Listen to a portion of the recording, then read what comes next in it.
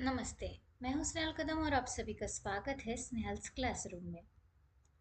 आज हम देखेंगे पाठ लद्दाख, एक अनछुआ सौंदर्य, इसके प्रश्नोत्तर। शुरुआत करते हैं मुझसे वाले प्रश्नों से।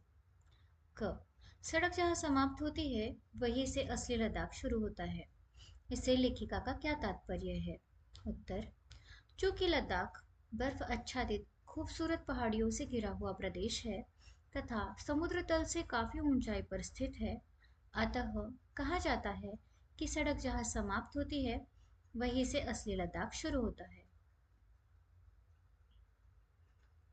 ख, समुद्र तल से लेह की ऊंचाई के कारण क्या समस्याएं हो सकती है? इसके लिए क्या करना चाहिए? उत्तर, समुद्र तल से काफी ऊंचाई पर होने के कारण लेह में ऑक्सीजन की कमी होती है तथा समतल शहरों से यहाँ घूमने आने वाले यात्रियों को सांस लेने में थोड़ी परेशानी का सामना करना पड़ता है। इसलिए 48 घंटे अपने आप को वहाँ की जलवायु के अनुकूल ढालना होता है। इसे अनुकूलन कहते हैं। ग, लेखिका एवं अन्य पर्यटक सबसे पहले कहाँ गए थे? उत्तर, लेखिका एवं अन्य पर्यटक सबसे पहले सिंधु नदी और जंस्कार नदी के संगम पर गए थे। घ, चार पहिया स्कूटर चलाते समय लेखिका को कैसा अनुभव हो रहा था? उत्तर, चार पहिया स्कूटर चलाते समय लेखिका को काफी रोमांचक ड्राइव का अनुभव हो रहा था। अब देखते हैं कलम से वाले प्रश्न। क, लेह हवाई अड्डे पर उतरते ही लेखिका को कैसा अनुभव हुआ? उत्तर, चूंकि लेह की समुद्र तल से ऊंचाई 11,562 फीट है, इसलिए वहां के हवाई अड्डे पर उतरते समय लेखिका को सांस लेने में परेशानी का अनुभव हुआ। ऐसा बाहर से आने वाले हर यात्री को अनुभव होता है। ख, लेखिका ने शांति स्तूप तथा अन्य स्थानों पर एक जैसी क्या चीजें देखी? उनकी क्या विशेषता थी? उत्तर, लेखिका ने शांति स्तूप तथा अन्य स्थानों पर एक तो डमरू जैसी चीज देखी जिसे वहां के लोग माने कहते हैं, तथा दूसरी छोटी छोटी रंग बिरंगी झंडियां जिन पर कुछ शुभ मंत्र के चिन्ह अंकित होते हैं, हर जगह देखी। माने छोटे से सजाने वाले आकार से लेकर बहुत बड़े आकार तक के होते हैं। ये गली में, घरों में, मॉनेस्ट्री में कहीं भी लगे होते हैं। ग, लेखिका को नुब्रा वैली और पेंगोंग झील जाते समय किन निर्देशों का पालन करना था और क्यों?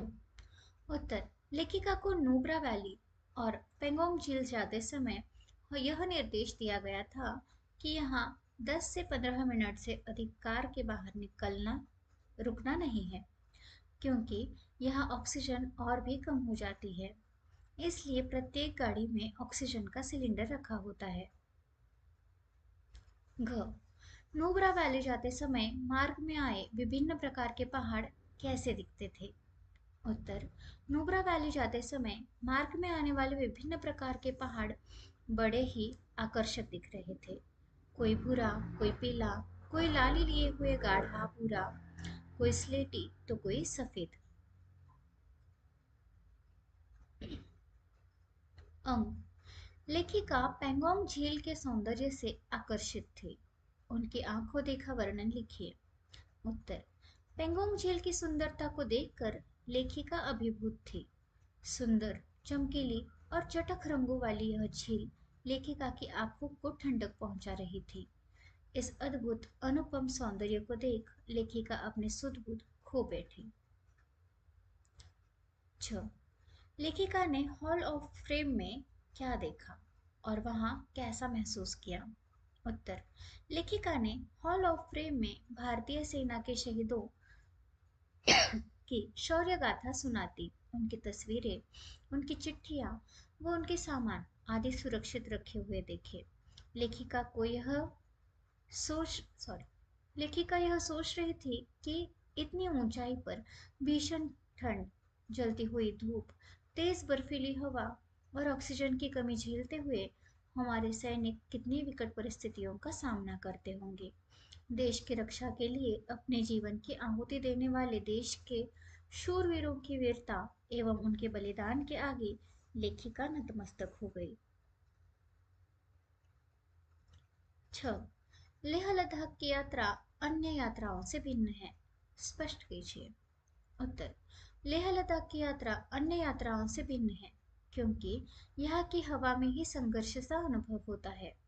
यहाँ का जीवन जितना कठिन है, जीने का उत्साह उतना ही अधिक प्रतीत होता है। यह उत्साह ही जीवन को रोमांचक बनाता है। सर्दियों में जब तापमान 0 से भी बहुत नीचे चला जाता है, तब यहाँ ज़ंस्कार नदी पर बर्फ जम जाती है। धन्यवाद।